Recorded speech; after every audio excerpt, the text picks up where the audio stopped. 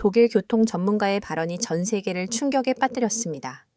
이제 독일은 자존심을 내려놓고 한국의 지혜를 배워야 하는 상황에 처했습니다. 자동차를 최초로 발명한 나라에서 온 엘라라 폰브란트 박사는 처음 한국 도로를 접하고는 마치 유치원 같다고 비웃었으나 단 3분 만에 그녀의 모든 인식이 뒤바뀌었습니다. 최첨단 독일제 내비게이션이 작동 불능이 된 순간 그녀가 목격한 것은 상상을 초월하는 것이었습니다. 외국인 운전자들이 마법이라고 일컫는 그 혁신, 사고율 80% 급감의 비밀, 유럽 언론이 21세기 최고의 교통 혁신이라고 극찬한 바로 그것이었죠. 이 사건 직후 독일을 필두로 프랑스, 영국, 이탈리아까지 유럽 주요국들이 경쟁적으로 한국행 비행기에 몸을 실었습니다. 그들은 우리가 150년간 간과했던 것이 있었다고 자성하며 지금 이 순간에도 유럽 전역에 한국식 도로 시스템이 구축되고 있습니다. 대체 그날 밤 서울 도로에서는 무슨 일이 벌어졌던 것일까요? 저는 엘라라 폰브란트, 독일 연방교통부 수석 엔지니어입니다. 우리 가문은 3대째 독일 도로를 설계해내 왔으며 저는 그 전통의 정점에 서 있었습니다. 미넨 공과대학에서 박사 학위를 취득한 후 아우토반 설계에 20년을 헌신했습니다. 한국으로 가야 한다는 2024년 9월 상사인 귄터 국장의 지시를 받았을 때 저는 거의 모욕감을 느꼈습니다. 귄터는 엘라라 국제협력 차원이야. 일주일만 참고 다녀와. 한국도 나름 발전했다고 하니? 라며 어깨를 으쓱했지만 저에게는 명백한 시간 낭비처럼 느껴졌습니다. 도로 기술에서 독일, 즉 아우토반과 벤츠, BMW의 나라를 따라올 나라가 어디 있겠냐고 생각했습니다. 저는 한국에 대해 삼성 갤럭시, K-POP, 김치 정도 외에는 아는 것이 전무했지만 도로 기술만큼은 독일이 절대적이라고 굳게 믿었습니다. 저의 할아버지는 아우토반을 설계했고 아버지는 통일 후 동독 지역 고속도로를 현대화했습니다. 저는 그 유산을 이어받아 유럽 최고의 도로를 건설하고 있었죠. 출국 전날 동료들과 뮌헨의 유명 맥주집에서 저녁 식사를 했습니다. 동료 클라우스는 엘라라, 한국 가서 뭘 볼 게 있겠어? 그냥 관광이나 하고 와 라고 비웃었습니다. 그는 포르쉐의 본사와 협력하여 도로 안전 시스템을 개발하는 팀의 리더였습니다. 동료 하이디 역시 맞아. 아시아 도로는 보나마나 혼잡하고 무질서할 거야. 규칙도 없을 거고 라고 거들었습니다. 그녀는 교통 신호체계의 권위자였죠. 우리는 일주일이면 충분하며 형식적으로 둘러보고 우리 독일 시스템의 우수성만 확인하고 돌아오자고 의견을 모았습니다. 사실 저는 이미 보고서의 결론, 즉 독일 시스템의 우수성 재확인으로 머릿속을 정리해 놓은 상태였습니다. 저는 BMW 본사가 위치한 뮌헨에서 태어나고 자랐습니다. 거실 창문으로는 BMW 본사 건물이 보였고 매일 출근길에는 최신 모델들이 시험 주행하는 모습을 지켜볼 수 있었습니다. 독일 자동차와 독일 도로는 제 삶의 근간이었죠. 아우토반은 단순한 도로가 아니라 질서, 효율성, 그리고 완벽함이라는 독일 정신의 상징이었습니다. 속도 제한 없는 구간에서 시속 300km로 달려도 안전한 것은 우리의 설계가 완벽했기 때문이라고 확신했습니다. 비행기에 오르면서도 저는 여전히 오만했습니다. 이코노미 클래스 좌석에 앉아 최소한 비즈니스 클래스는 태워줘야 하는 거인 게 아닌가? 독일 연방정부 대표로 가는 건데 라고 투덜거렸습니다. 12시간의 비행은 고문처럼 느껴졌고 기내식도 입에 맞지 않았으며 옆자리 한국인 승객이 김치 냄새, 나는 음식을 계속 먹어 머리가 지끈거렸습니다. 빨리 끝내고 독일로 돌아가자. 독일이 그립다. 인천공항에 도착했을 때는 이미 피로와 짜증이 극에 달했습니다. 공항은 예상외로 현대적이고 효율적이었으나 저는 공항 하나 잘 지었다고 도로 기술이 뛰어난 것은 아니다라고 치부했습니다. 수화물을 찾아 렌터카 업체로 향하면서 최소한 독일차를 운전해야 이 낯선 나라를 견딜 수 있으리라 생각했습니다. 카운터 직원에게 현대나 기아 같은 한국 차는 절대 안 됩니다.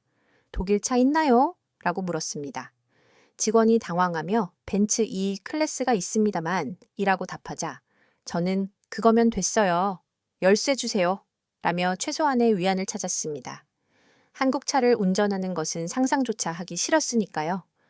주차장에서 검은색 벤츠 최신 모델을 찾았습니다. 최고 사양의 내비게이션 시스템을 한국어로 설정했습니다. 독일어로 설정하면 한국 지명을 제대로 안내하지 못할 것 같아서였죠. 자, 이제 서울로 가보자. 얼마나 엉망인지 확인해보지. 그러나 공항을 나서자마자 저는 경악했습니다. 도로 바닥 전체가 파란색, 초록색, 노란색, 심지어 분홍색까지 온통 색칠되어 있었습니다. 이게 뭐야? 유치원인가? 어린애들 놀이터야? 저는 혼자 코웃음을 쳤습니다. 독일 아우토반은 흰색 실선, 점선, 그리고 노란색 중앙선만으로 단순하고 명확하며 운전자가 규칙을 알고 지키면 충분합니다. 그런데 한국은 도로를 마치 장난감처럼 만들어 놓은 듯 했습니다. 더욱 황당한 것은 색깔선들이 끊임없이 이어지는 것이었습니다. 파란색 선은 공항에서 시작하여 어딘가로 계속 이어지고 초록색, 노란색은 각각 다른 방향으로 안내하고 있었습니다.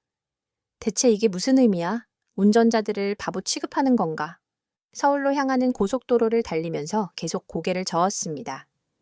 독일에서는 표지판만으로 충분한데 왜 이리 복잡하게 만들었을까?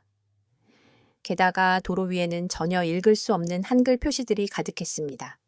이런 원시적인 방법으로 교통을 통제하려 하다니 역시 아시아 국가는 한계가 있어.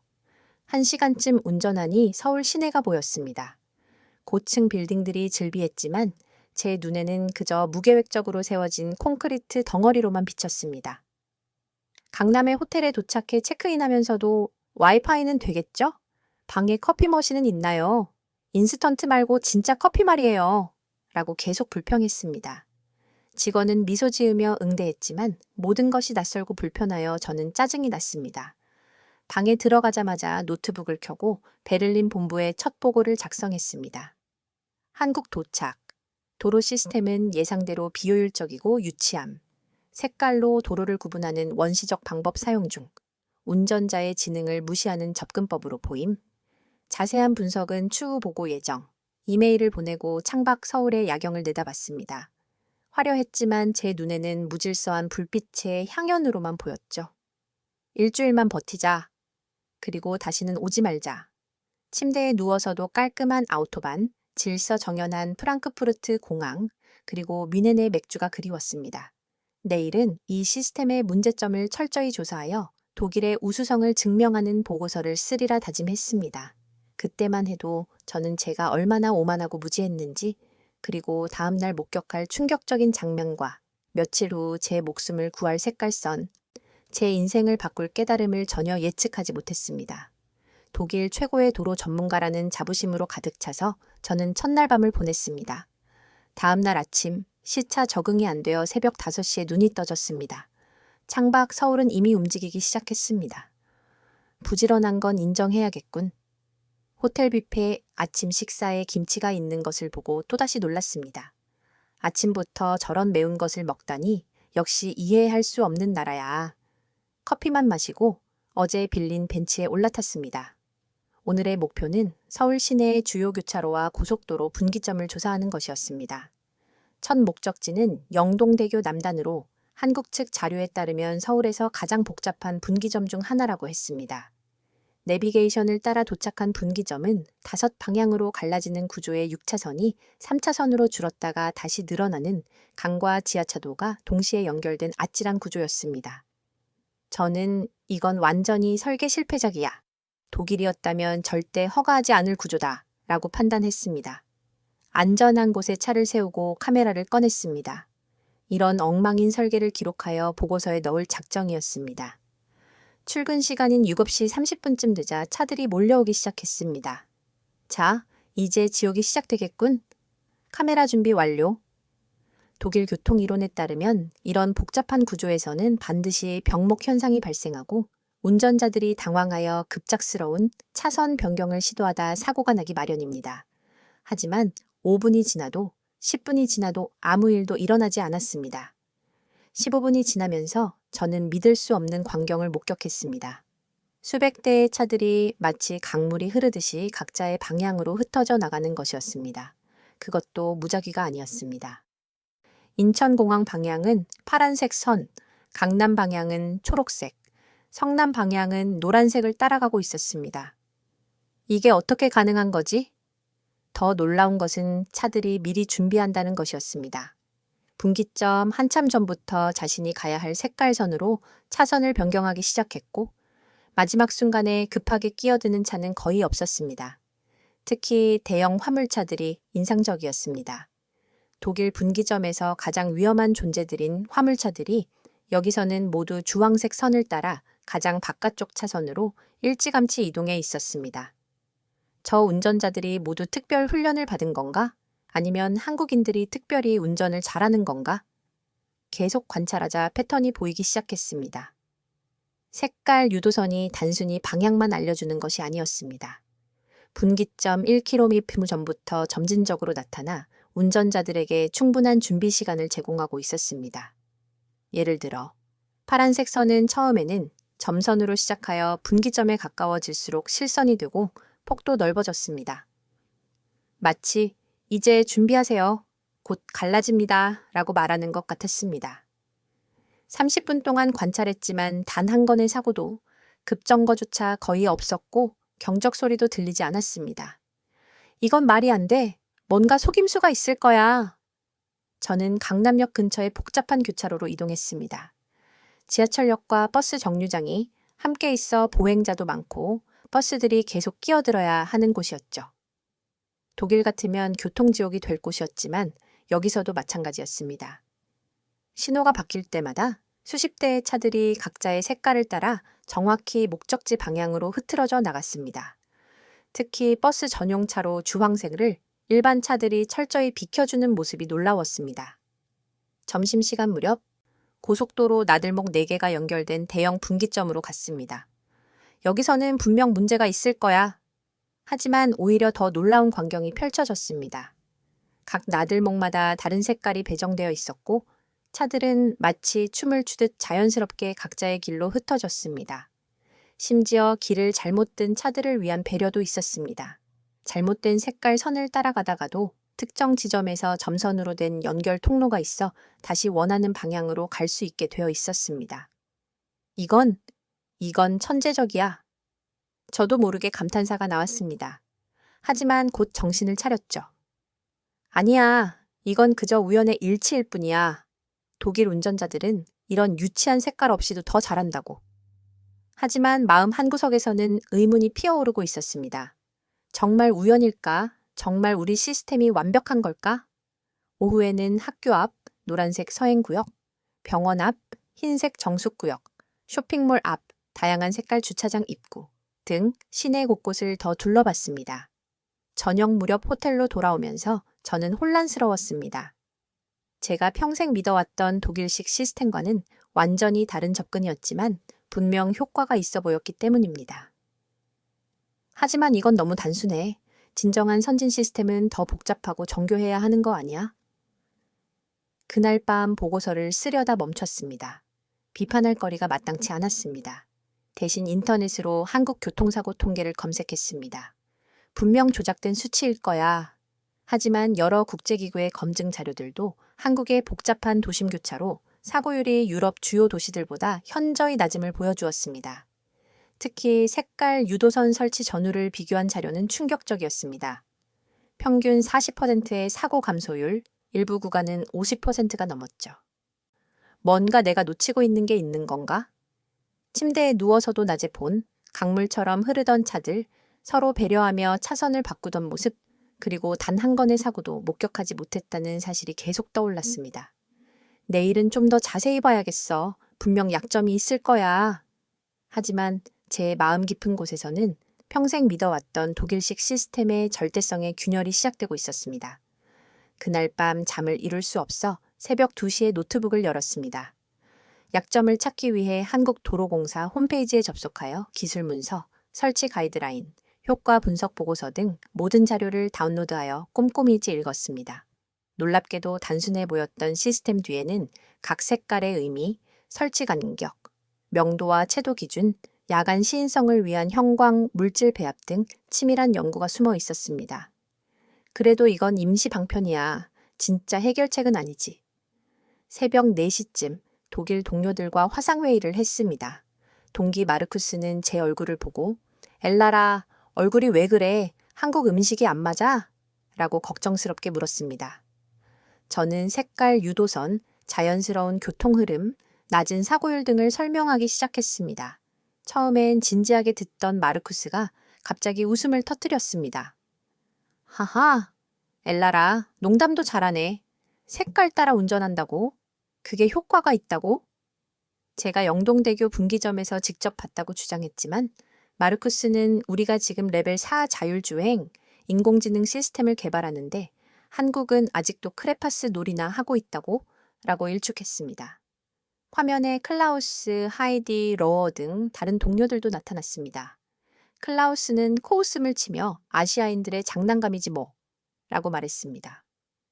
하이디는 혹시 그들이 당신을 세뇌시킨 거고 아니야?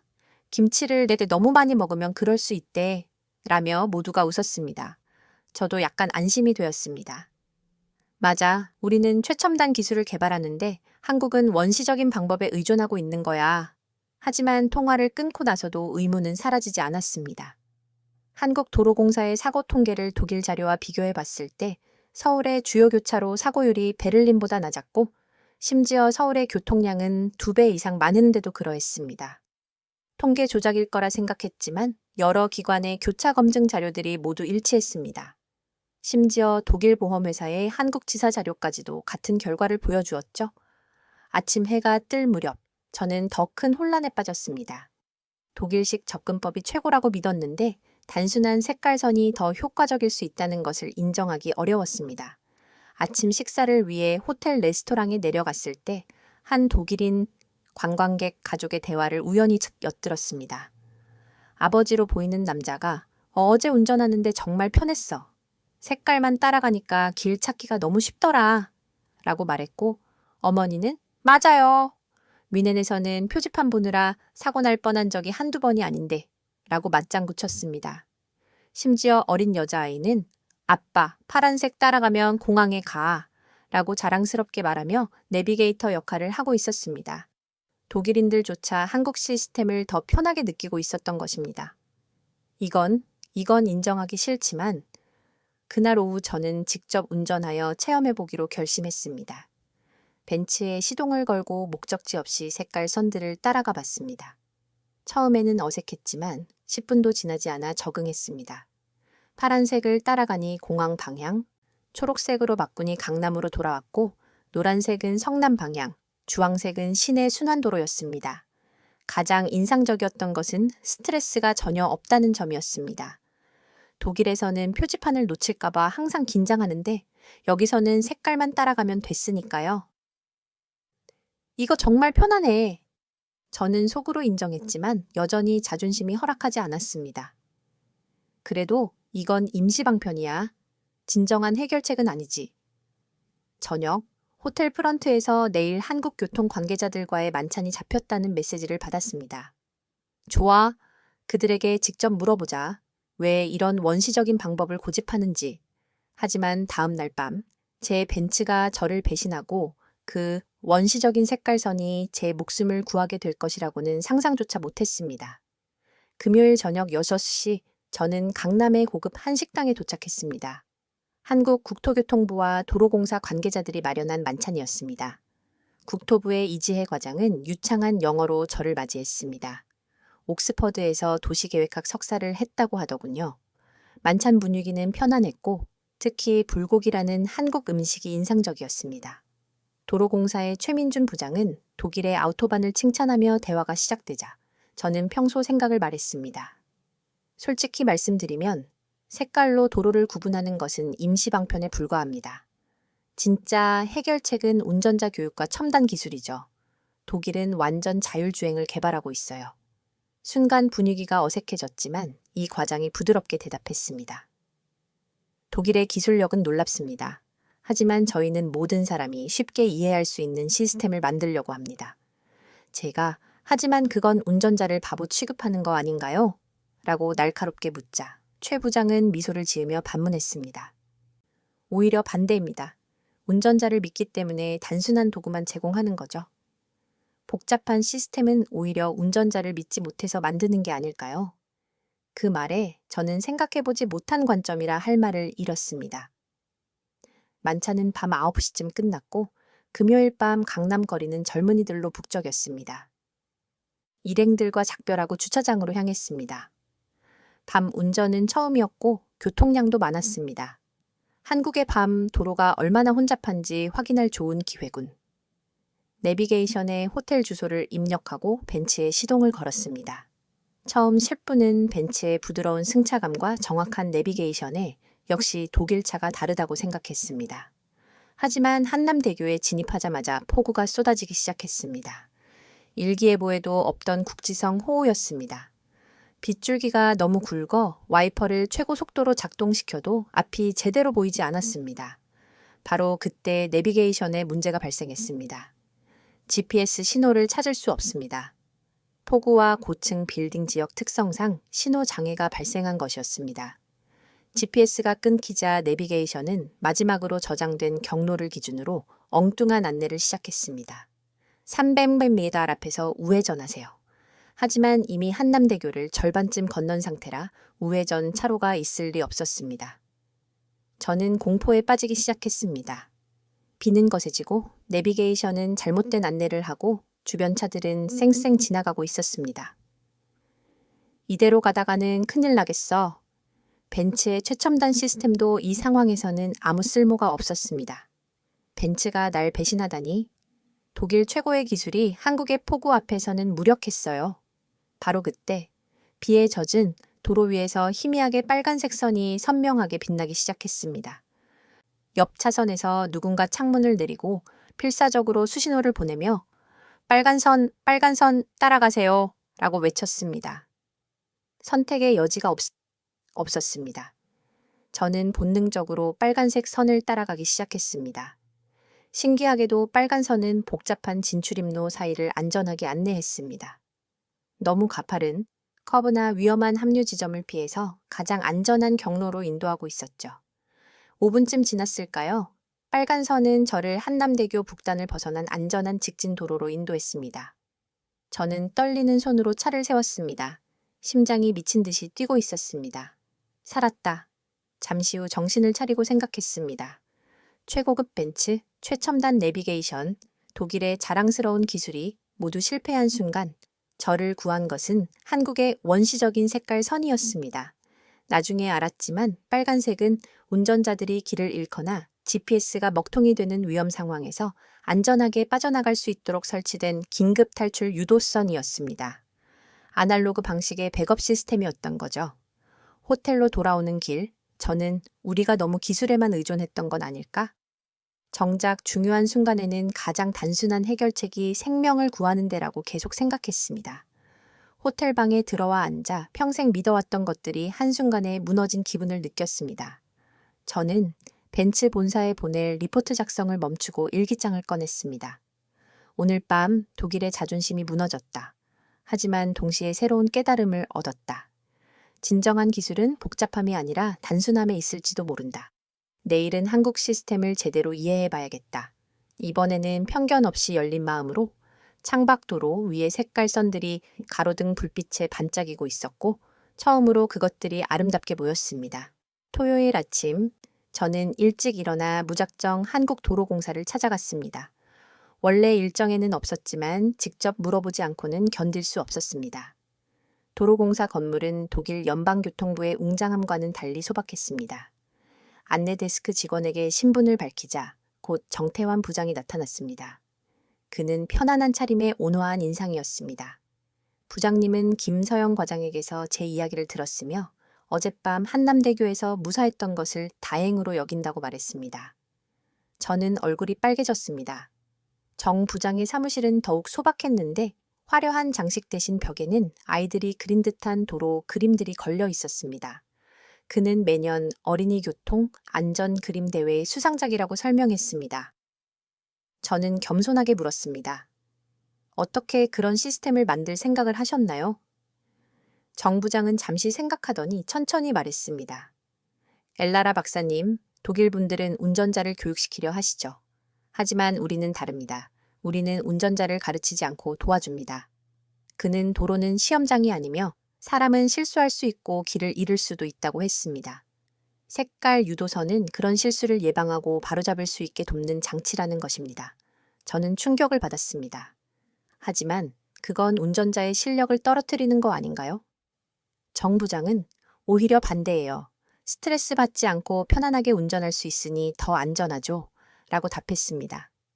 그는 어제 폭우 속에서 벤츠 내비게이션이 작동했더라도 복잡한 안내를 폭우 속에서 이해하기는 어려웠을 것이라고 지적했습니다. 그는 색깔은 본능적이에요. 빨간색을 보면 위험이나 긴급을, 파란색은 안정, 초록색은 안전을 떠올리죠.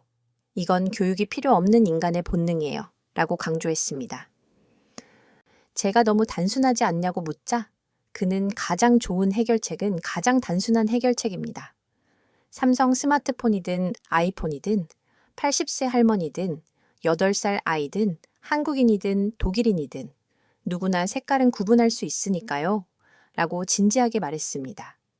그는 독일 아우토반이 훌륭하지만 그것은 독일어를 읽을 수 있고 독일 교통 규칙을 아는 독일인만을 위한 도로가 아니냐고 물었습니다. 그 말이 제 가슴에 깊이 박혔습니다. 한국에는 다양한 나라에서 온 노동자, 관광객, 미군, 그리고 저 같은 유럽 방문객들이 있으며 이들 모두를 위한 도로가 필요했기 때문에 색깔을 사용했다는 것입니다. 언어가 달라도 문화가 달라도 색깔은 같으니까요. 정 부장은 색깔, 유도선 설치 전후의 상세한 비교 자료를 보여줬습니다. 인천공항 고속도로 합류 지점의 외국인 렌터카 사고가 월 평균 12건에서 2건으로 83% 감소했습니다. 숫자들이 모든 것을 말해주고 있었습니다. 저는 조심스럽게 왜 유럽에서는 이런 시도를 하지 않았는지 물었습니다. 정 부장은 아마도 자부심 때문 아닐까요? 라고 미소 지으며 대답했습니다. 이미 최고라고 믿으면 변화를 시도하지 않으니까요. 저희는 우리 시스템이 부족하다는 것을 인정했고 그래서 새로운 시도를 할 수 있었죠. 그 말은 정확히 저와 독일을 가리키고 있었습니다. 우리는 1시간 넘게 이야기를 나누었습니다. 정 부장은 단순해 보이는 색깔 뒤에 숨은 과학적 연구, 인간공학적 설계, 그리고 무엇보다 사용자 중심의 철학을 설명했습니다. 대화를 마치고 저는 처음으로 겸손하게 말했습니다. 부장님, 제가 정말 오만했습니다. 사과드립니다. 정 부장은 아닙니다. 저희도 많이 배웠습니다. 다만 이제 알았어요. 기술만이 답이 아니라는 것을요. 기술과 사람의 마음이 만나는 지점, 그게 진짜 혁신 아닐까요? 도로공사를 나서며 저는 완전히 다른 사람이 된 기분이었습니다. 무너진 자존심 대신 새로운 깨달음이 자리 잡았죠. 정 부장과의 대화 중 벽에 걸린 아이들 그림을 다시 봤고 특히 무지개색으로 도로를 그린 그림이 눈에 띄었습니다. 정 부장은 그 그림이 색깔 유도선에 시작이 된 특별한 사연이 있다고 했습니다. 그것은 2018년 7살 남자아이 민호의 이야기였습니다. 민호는 부모님을 복잡한 교차로 오중추돌 교통사고로 잃었습니다. 민호는 도로공사에 그림을 전달하며 이런 편지를 남겼습니다. 아저씨들께 우리 엄마, 아빠가 하늘나라에 갔어요. 자동차들이 많이 부딪혀서요. 안전한 길은 무지개 길이에요. 빨간색은 위험, 파란색은 안전. 무지개를 따라가면 엄마, 아빠처럼 되지 않아요. 민호, 올림, 정 부장은 가슴이 먹먹해졌다고 했습니다. 처음에는 아이를 위로하고 돌려보냈지만 무지개를 따라가면 안전하다는 그 그림이 계속 머릿속에 남았다고 합니다. 정 부장은 팀원들과 이 아이디어를 논의했고 처음에는 모두 황당해했지만 아이들은 복잡한 이론 없이 직관적으로 판단한다는 점에 착안했습니다. 그들은 사고가 자주 나던 작은 동네 사거리에서 시험해봤습니다. 아이의 그림처럼 직진은 파란색, 좌회전은 초록색, 우회전은 노란색으로 표시했습니다. 결과는 놀라웠습니다. 첫 달에 사고가 절반으로 줄었고 3개월 후에는 60%나 감소했습니다. 특히 어르신들과 초보 운전자들이 훨씬 편하다고 반응했습니다. 창부에서는 처음 반대가 심했습니다. 너무 유치하다. 국제적 망신이다. 선진국이 이런 걸 한다고 비웃을 거다. 제가 독일에서도 그렇게 생각했을 거예요. 라고 솔직하게 말했습니다. 하지만 그들은 계속했습니다. 정 부장은 70년 만에 처음으로 무서워하지 않고 운전했다는 할머니의 말을 예로 들었습니다. 가장 놀라운 것은 외국인들의 반응이었습니다. 베트남 노동자, 중국 관광객, 필리핀 간병인 등 한글을 몰라도 색깔은 알았기 때문입니다. 저는 깊이 감동했습니다. 단순한 아이디어가 아니라 철학이 담긴 혁신이었습니다. 민호는 이제 교통공학을 전공하는 대학생이 되었고 매년 부모님 기일에 이곳을 찾아와 엄마 아빠가 하늘에서 기뻐하실 거예요 라고 말한다고 합니다. 정 부장은 혁신은 거창한 것이 아니다. 사람을 살리는 것이 혁신이다라며 우리는 기술만 봤지 사람을 보지 못했던 것이며 그 아이가 우리에게 가르쳐준 교훈이라고 했습니다. 작년 통계에 따르면 색깔 유도선 설치 후 전국적으로 교통사고 사망자가 40% 감소하여 매년 1,500명의 생명을 구하고 있다고 했습니다. 저는 더 이상 말을 잇지 못했습니다. 저는 정말 오만했습니다. 정 부장은 기술과 사람의 마음이 만나는 지점이 중요하다고 다시 한번 강조했습니다. 저는 민호의 그림을 사진으로 찍어 독일에 꼭 보여주기로 결심했습니다. 독일로 돌아가면 반드시 이 이야기를 전하고 진정한 혁신은 사람을 생각하는 마음에서 시작된다는 것을 독일도 배워야 한다고 다짐했습니다. 한국에서의 마지막 이틀 동안 저는 미친 듯이 자료를 수집했습니다. 한국과 독일의 교통 시스템을 근본적으로 비교 분석하기 시작했죠. 독일 연방 통계청 자료와 한국 데이터를 비교하던 중 이상한 점을 발견했습니다. 독일 아우토반의 전체 사고율은 낮았지만 외국인 운전자 그룹에서는 비정상적으로 높았던 것입니다. 충격적이게도 독일에서 외국인 운전자의 사고율이 내국인보다 5배나 높았습니다. 동유럽과 아시아 출신 운전자들의 사고율은 심각했습니다. 이건 우리가 의도적으로 숨긴 통계야. 저는 폴란드 트럭 운전사, 체코 관광객, 터키 이민자들이 복잡한 독일어 표지판과 까다로운 규칙 때문에 사고를 내고 있다는 현실을 발견했습니다.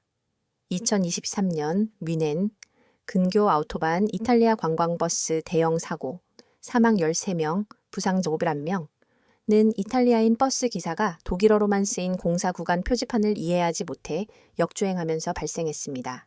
프랑크푸르트 분기점, 루마니아 화물차 연쇄 추돌 사고, 사망 6명. 역시 복잡한 분기점에서 표지판을 읽느라 급정거한 화물차 때문에 발생했습니다. 우리가 자랑하던 완벽한 시스템은 사실 독일인만을 위한 것이었습니다.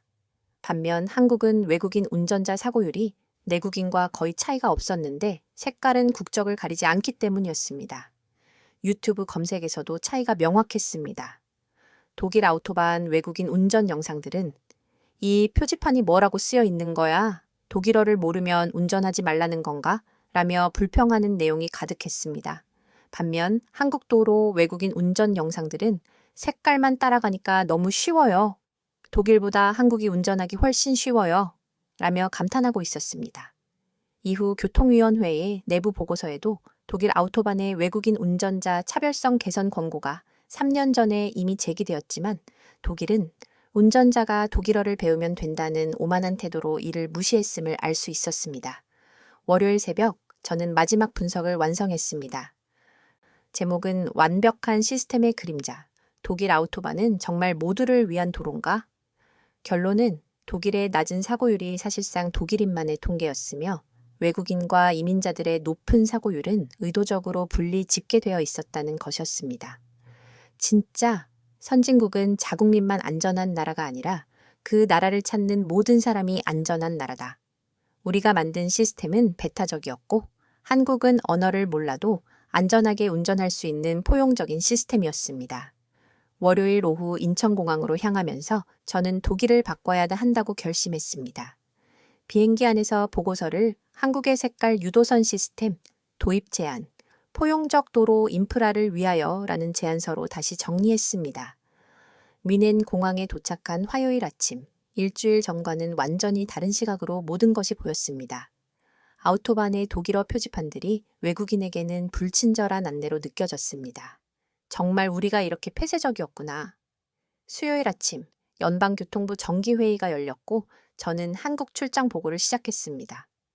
고위 간부들은 형식적인 보고를 기대하고 있었죠. 한국의 색깔 유도선 시스템은 매우 효과적이었습니다. 특히 외국인 운전자 사고율이 하인츠 베르너 부장이 잠깐 라나 지금 뭐라고 했나? 색깔 유도선이 효과적이라고? 라며 말을 끊었습니다. 슐츠 차관은 우리가 자네를 보낸 건 독일 시스템의 우수성을 확인하라는 거였어. 아시아의 유치한 방식을 칭찬하고 있는 건가? 라고 끼어들었습니다. 저는 유치한 게 아닙니다. 실제로 생명을 구하고 있어요. 이 자료를 보세요. 외국인 운전자 사고율이 80%나 감소했습니다. 라고 목소리를 높였습니다. 누군가는 조작된 통계겠지라고 비웃었고, 다른 이는 우리는 벤츠, BMW, 아우디의 나라야. 세계 최고의 자동차 기술을 가진 우리가 왜 후진국을 따라야 하나? 라고 목소리를 높였습니다. 저는 결정적인 슬라이드를 띄웠습니다. 우리나라에서 외국인 사고율이 내국인의 5배입니다. 이게 자랑스러운 일입니까? 회의실은 침묵에 빠졌습니다. 베르너 부장은 변명했지만 저는 바로 그거예요. 우리 시스템은 독일인만을 위한 거예요. 한국은 모든 사람을 위한 시스템을 만들었고요. 라고 반박했습니다. 슐츠 차관은 라나 자네 한국에 세뇌당한 게 틀림없어. 라며 일어섰고 베르너 부장은 감히 3대째 아우토반을 만들어 온 브란트 가문에서 이런 배신자가 나오다니? 라며 저를 배신자라 불렀습니다. 결국 저는 회의실에서 쫓겨났습니다. 복도에서 만난 동료 마르쿠스는 너 정말 실망이야. 네가 그런 사람인 줄 몰랐어. 라며 차갑게 돌아섰습니다. 그날부터 저는 완전히 고립되었습니다. 동료들은 저를 피했고 사무실에서는 엘라라가 완전히 돌았대. 브란트 가문의 수치야. 라는 수군거림이 들렸습니다. 하지만 저는 포기할 수 없었습니다. 7살 민호의 그림, 정 부장의 진심, 그리고 빨간 선이 저를 구해준 그날 밤이 계속 떠올랐기 때문입니다. 혼자서라도 해보자. 진실은 언젠가 밝혀질 거야. 저는 독일을 바꾸기 위한 비밀 프로젝트를 시작했습니다. 퇴근 후와 주말을 모두 바쳐 독일인들도 부정할 수 없는 증거를 만들기로 했습니다. 저는 뮌헨의 옥토버페스트 기간 교통사고를 분석했습니다. 경찰서를 찾아다니며 자료를 모았고 2주 동안 밤을 새워 데이터 분석을 한 결과 옥토버페스트 기간 동안 외국인 렌터카 사고가 평소보다 300% 증가했음을 확인했습니다. 사고는 아우토반 진입로와 복잡한 교차로에 집중되었습니다. 저는 소셜미디어를 뒤져 독일 운전 지옥 해시태그로 검색했고 독일 표지판 읽기 불가능, GPS도 독일어로만 나와서 포기 등의 수많은 불만 게시물을 발견했습니다. 반면 한국도로 사랑 태그에는 색깔만 따라가면 오케이, 독일보다 한국이 100배 운전하기 쉬움이라는 정반대의 반응이 있었습니다. 저는 이 자료들을 모아 보고서를 만들고 용기를 내서 독일 언론사 슈피겔 온라인에 제보했습니다. 처음에는 시큰둥했던 기자가 자료를 보고 태도를 바꿨습니다.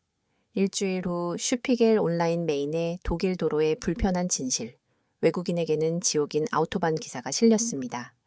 기사는 폭발적인 반응을 일으켰고 드디어 누군가 이 문제를 제기했네요.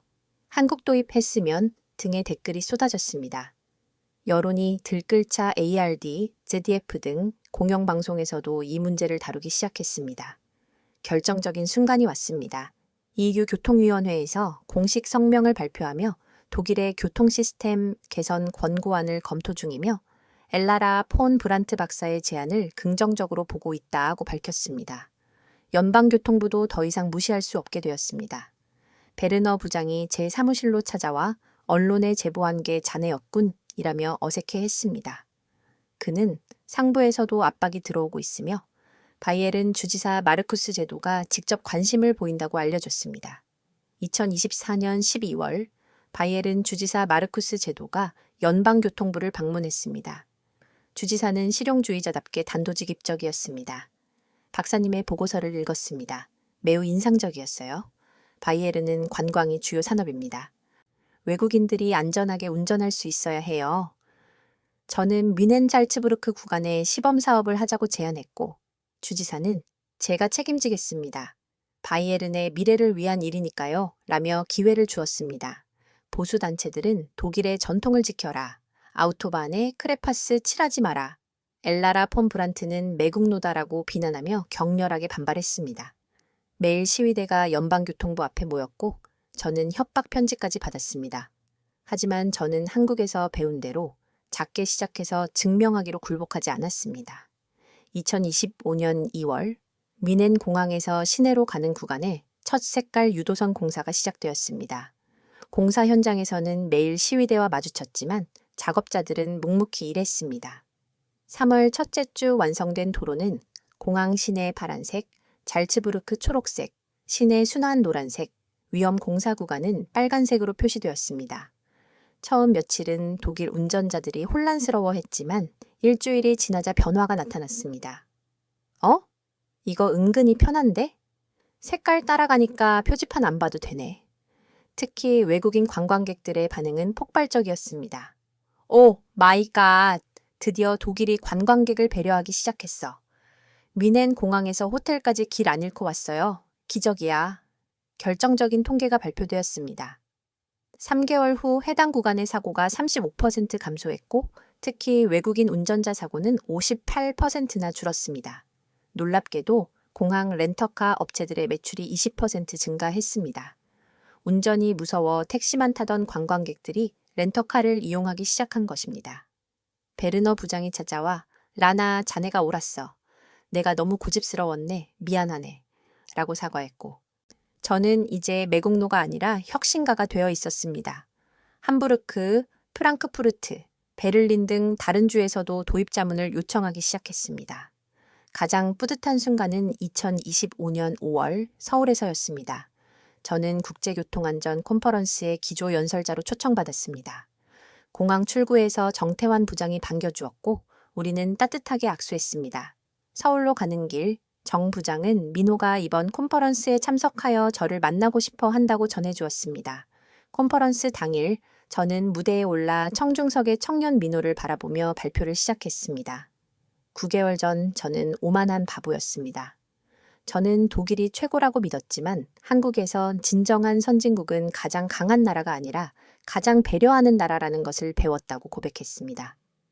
저는 독일의 변화 과정과 시범 사업의 성공을 상세히 설명했습니다. 가장 위대한 기술은 가장 복잡한 기술이 아닙니다. 모두를 위한 기술입니다. 그리고 때로는 6살 아이의 그림이 수천 명의 생명을 구할 수 있다는 것도 배웠습니다. 발표가 끝나자 기립박수가 쏟아졌고 민호는 눈물을 글썽이며 제 그림이 독일까지 갔다니 부모님도 하늘에서 기뻐하실 거예요 라고 말했습니다. 저는 제가 감사하죠. 당신이 세상을 바꾼 거예요 라고 답했습니다. 그날 저녁 정 부장과 저는 한강이 보이는 레스토랑에서 인공지능과 색깔 유도선을 결합한 스마트 도로 시스템이라는 새로운 프로젝트를 함께 구상했습니다. 실시간으로 교통 상황에 따라 색깔이 바뀌는 시스템이었습니다. 기술과 단순함의 조화, 바로 우리가 추구해야 할 방향이죠. 한국에서의 마지막 날, 저는 한남대교를 다시 찾았습니다. 9개월 전 폭우의 밤이 모든 것의 시작이었습니다. 맑은 봄, 하늘 아래 빨간색 긴급 유도선이 선명하게 빛나고 있었습니다. 독일에서 메시지가 도착했습니다. 엘라라, 함부르크도 색깔 유도선 전면 도입 결정. 이제 전 독일이 변하고 있어. 저는 미소 지었습니다. 돌아오는 비행기 안에서 저는 일기장에 적었습니다. 9개월 전 저는 색깔 유도선을 보고 비웃었다. 유치하다고, 원시적이라고. 하지만 그 단순한 색깔이 제 목숨을 구했고 제 인생을 바꿨고 이제는 유럽을 바꿀 준비를 하고 있다. 오만함을 버리고 얻은 것들. 진정한 친구 정태환, 생명을 구하는 기쁨, 겸손함의 지혜, 모두를 위한 세상을 만드는 보람. 한국이 제게 준 가장 큰 선물은 색깔 유도선이 아니었다. 그것은 열린 마음이었다. 이제 저는 안다. 가장 위대한 나라는 가장 강한 나라가 아니라 가장 배려하는 나라라는 것을. 그리고 가장 위대한 기술은 가장 복잡한 기술이 아니라 모든 사람을 위한 기술이라는 것을. 크레파스를 든 아이의 순수한 발상이 이제 전 세계로 퍼져나갈 준비를 하고 있다. 이것이 진짜 혁명이다. 이 감동적인 이야기가 한국의 작은 혁신이 전 세계를 어떻게 변화시키고 있는지 보여주는 강력한 증거라고 생각하신다면 좋아요를 눌러주시고 채널을 구독하여 저희의 다음 혁신 사례도 놓치지 마세요. 특히 이 이야기가 더 많은 사람들에게 전달되어 전 세계 도로 안전에 영감을 줄 수 있도록 널리 공유해 주시기를 간곡히 부탁드립니다. 여러분의 작은 공유 하나가 이 따뜻한 배려의 정신을 전 세계로 확산시키는 데 큰 힘이 됩니다. 한국의 지혜가 가져온 이 놀라운 변화에 대해 여러분의 생각은 어떠신가요? 댓글로 여러분의 의견을 남겨주시면 감사하겠습니다.